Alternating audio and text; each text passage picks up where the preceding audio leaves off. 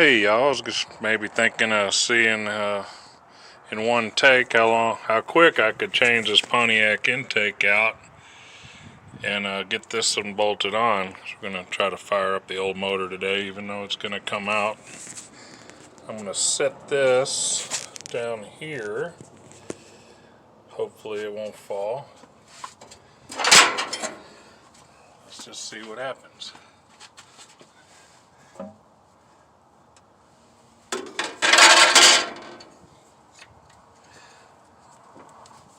All you need is a 9/16 wrench, because Pontiacs don't have the distributor go through the intake.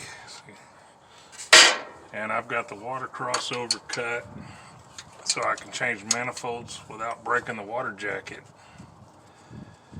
And also I usually have Felpro blue Teflon head gaskets, and you can actually torque right back up against those because they release clean. Of course, I've got the heat risers blocked off on this manifold, but with this other one it doesn't even have a crossover, so you wouldn't even have to go through the trouble of buying a block off style gasket or making your own block off like I usually do. So that's already half of it. I just wanted to run this a little bit one more time. The oil's clean, I checked it. I should have race gas for it, but I just put some 93 in it so I could just run it in park. I don't really want to drive it like that, although there's a chance that might happen. I need to adjust the aftermarket shifter. I think the linkage had gotten loose and out of whack, because I remember the last time I tried to take this car out, it didn't like hit second when I went for second, or maybe I thought I was in first and it was still in second, and did some weird stuff. And then I come to figure out I think the shifter adjustment got weird. I actually may change this car up. You know, I race with a bench seat, but I have a truck style bench seat floor shifter that ratchets. I might actually hook the column back up on this car and hook up a detent cable to the transmission and finally tune a governor so that I could get the upshifts where I want it, even if it's not high enough for like the best possible performance. But I'm usually racing anyway, so as long as it shifts the same, that's all you need, really. Oh, I got one more bolt back there. This overlapping throttle bracket, I gotta get it off too. That's the Carburetor rod. This old 63 uses lever action dinosaur stuff for the throttle, but it works as long as you don't have a busted motor mount. That makes for a real problem, because you'll end up making your idle go up. Motor torques and pulls its own throttle. So that is a 69 iron intake. Me and my buddy have used this intake since 1988. Pulled it off a 69 GTO engine and got the heads back then. This is kind of crusty, mostly grass clippings, and I don't know if I'm even gonna wipe it off. It's not gonna hurt the engine. This engine's gonna have to be freshened up.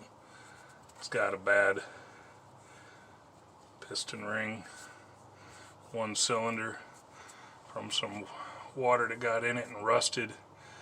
Then I didn't know it had water in it, and it sat for several months and etched the cylinder wall, and found it out, but ended up, it made a rough spot and wore the ring out on that one cylinder. So I'm hoping I can repair that with minimal effort.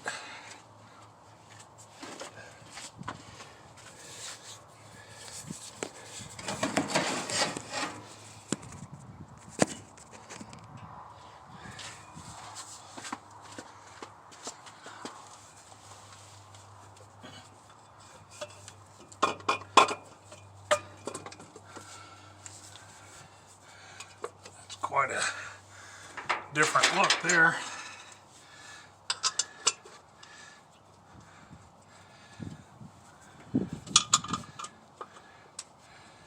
I had this on the car a while back for some testing, and it did run pretty good. Ultimately, it ran its quickest time with the hood off, which was a pretty big weight reduction, and a good quarter jet carb, and that ported iron intake I just pulled off. The Catalina here did a 7.42 in the 1/8 mile.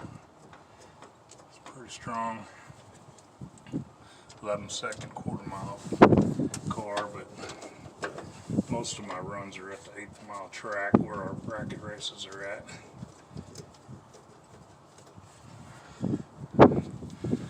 Now I'm only timing the intake getting torque down because I might have to do a little more work to get the throttle hooked up, or not. We'll see. Because I've never used this carburetor on this engine before. This was the 800 Edelbrock that I had on the C10 for a while. Put it on in 2020. I think I only paid $100 for it. And it ran good, just like that. And you know, right off the bat, the truck started running the best 1/8 miles it had ever ran a year ago, 8.3s.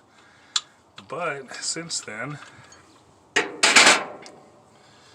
during the year last year, and maybe for different reasons, weather and transmission or tune-up or something, but ran a little bit slower. So there's that. And bolts are probably just a little longer than they need to be. But the threads go through, so I'm going to put that one right there.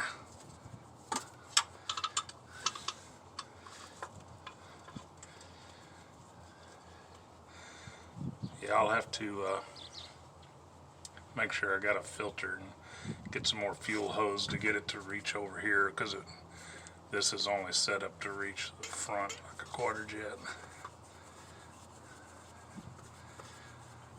Torque the center ones first.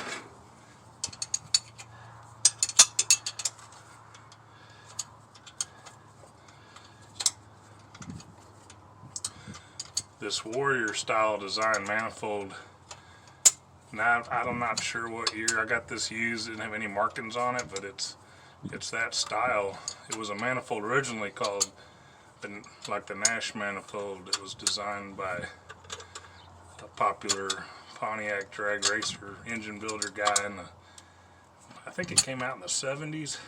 Doug Nash, same guy that came out with the racing 5-speed that didn't have overdrive, but it allowed you to have that low first, and you could do a real good drag race launch and still drive your car on the street, because you know you can't.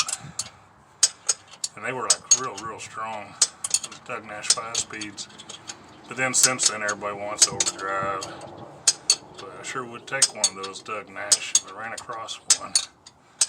Be tempting to convert this car to a manual. If I had one, I could put a 308 gear in the back and have a 335 first gear instead of a 252, and be interesting. You wouldn't have any torque converter inefficiency, so you get more horsepower to the crown. It's just whether or not you could cut an ET, because it's hard to beat what a V8 old car will do with an automatic with a good torque converter as far as the quickness. You know, yeah, you'll trap faster speed through the quarter mile with the manual, but it's very likely you won't run quicker though. Well, I actually outran ET wise even in the quarter on a quarter mile test night on a Friday at the Texas Motorplex, and there was a Cadillac CTSV, the manual with the supercharged, you know, LS style motor, and you know, it was muggy weather out, and that thing didn't get out of the low 12s. I think I ran high 11s or 12.0 or 11.80, 11.90. Well, stupid phone ran out of memory while I was recording earlier. So 10 minutes in, well, I'll just add 5 minutes to it. I had half the bolts tightened at 10 minutes, so let's just say 15 for the manifold swap. Wasn't bad. And then I started putting a battery in it, and pulled a real good one, and didn't realize I put it in terminals backwards, and I had smoke coming off my hot wire to my back of the alternator, and had to kill that. Luckily I had the battery cutoff switch and clipped out the burnt wire that went from my riggedy harness, and had to go find a throttle spring, and I hadn't quite ran yet, but it will. It's low octane gas, and we'll do something with it here in a minute. Well, the next day, did not burn my door.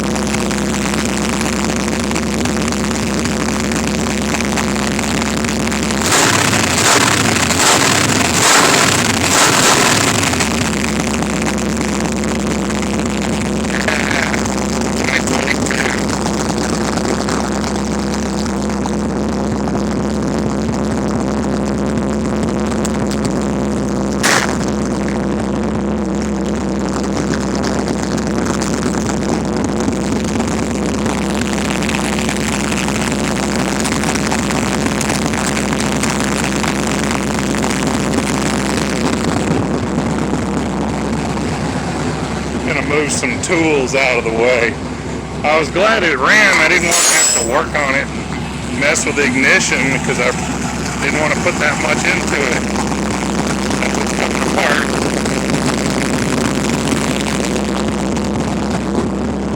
You know, something I'm going to probably do when the new motor's ready is probably